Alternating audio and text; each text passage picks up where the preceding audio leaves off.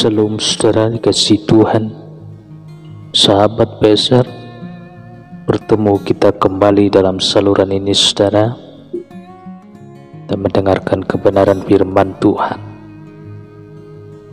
Untuk kembali kita istirahat dan tidur, kiranya Tuhan yang menyertai dan melindungi dalam istirahat kita saudara. Kita buat firman Tuhan selalu bersama kita, baik dimanapun berada, baik di dalam istirahat tidur kita saudara. Kejadian 15 ayat 5, demikian kebenaran firman Tuhan. Lalu Tuhan membawa Abram keluar serta berfirman, coba lihat ke langit, hitunglah bintang-bintang, jika engkau dapat menghitungnya. Maka firman-Nya kepadanya, demikianlah banyaknya nanti keturunanmu. Tuhan tidak pernah lalai. Saudara, Tuhan menjanjikan keturunan kepada Abram. Setiap pasangan yang menikah merindukan atau mempunyai keturunan, saudara. Belum lengkap rasanya jika anak belum lahir. Bagi suku-suku tertentu malah kelahiran anak laki sangat didambakan. Anak laki dijadikan penerus marga, ahli waris keluarga. Hal yang menyusahkan hati Abram adalah belum ada tanda-tanda terbitnya keturunan baginya, saudara. Abram masih ingat betul janji Tuhan pada saat ia diminta pergi meninggalkan kampung halamannya. Dalam Kejadian 12 ayat 2 mencatat, aku akan membuat engkau menjadi bangsa yang besar dan memberkati engkau serta membuat namamu masyhur, dan engkau akan menjadi berkat. Janji Tuhan itu diterima Abram pada saat umurnya 75 tahun, saudara. Apakah Tuhan bisa lupa dengan janjinya? Tentu tidak. Dia bukan Tuhan jika bisa lupa dengan janjinya. Di tengah-tengah kegelisahannya, Abram bertanya kepada Tuhan, saudara. Kejadian 15 ayat 3, engkau tidak memberikan kepadaku keturunan, sehingga seorang hambaku nanti menjadi ahli warisku. Tuhan memahami kegelisahan hati Abram. Mungkin Abram menganggap Tuhan sudah lupa dengan janjinya. Bertanya atau menagih janji kepada Tuhan adalah hal yang wajar. Tuhan tidak marah atau tersinggung dengan Abram. Tuhan membawa Abram keluar dan memintanya untuk memandang ke angkasa, saudara. Tuhan kini bukan hanya akan memberinya keturunan, tetapi keturunan yang banyak, jumlahnya seperti bintang-bintang di langit. Siapa yang bisa menghitung jumlah bintang di langit? Tuhan tidak pernah lupa dengan janjinya, saudara. Di kalangan bisnis, janji adalah segalanya. Banyak transaksi dilakukan hanya secara lisan saja, tanpa dokumen apapun. Mereka sudah saling percaya. Jika manusia yang menjaga harkat dan martabatnya dengan menepati janjinya, apalagi Tuhan, saudara. Apa susahnya bagi Tuhan untuk mewujudkan janjinya? Apa Tuhan bisa lupa dengan janjinya?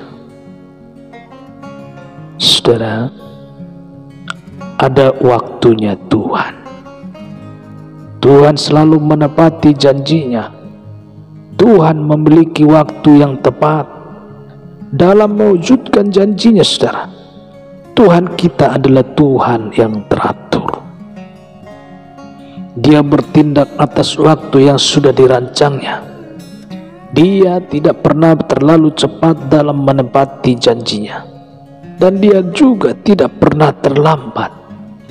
Dia adalah Tuhan yang tepat waktu.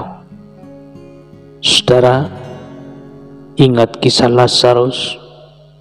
Tuhan datang terlambat, saudara. 4 hari sehingga Lazarus meninggal dan kubur. Marta bertanya, mengapa Tuhan terlambat? Mengapa Tuhan terlambat? Bukankah sudah dikirim berita bahwa Lazarus sedang sakit, sedang sekarat? Marta heran, saudara. Mengapa Tuhan menunda-nunda?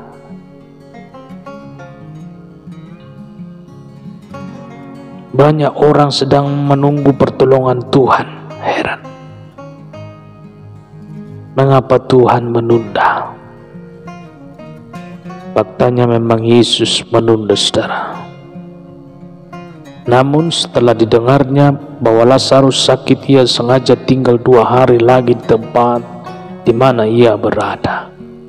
Yohanes 11 ayat 6. Ada rencana Tuhan yang indah di balik penundaan atas janjinya, saudara.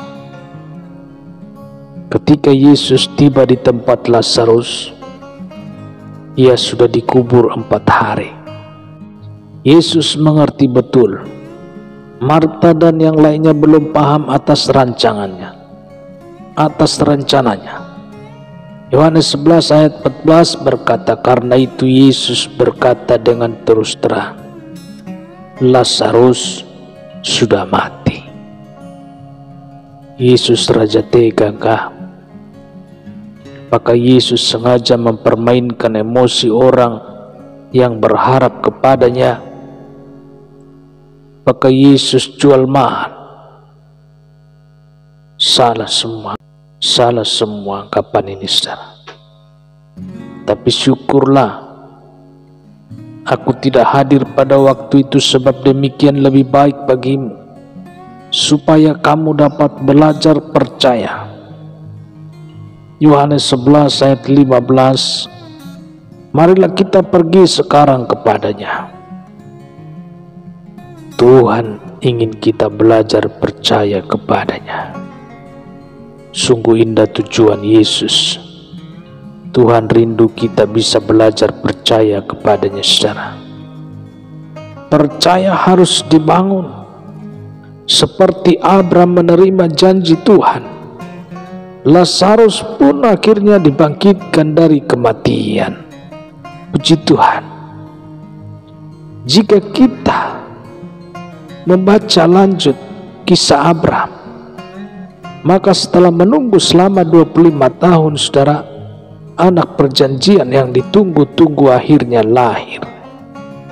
Kejadian 21 ayat 5. Adapun Abraham berumur 100 tahun ketika Isa anaknya lahir baginya.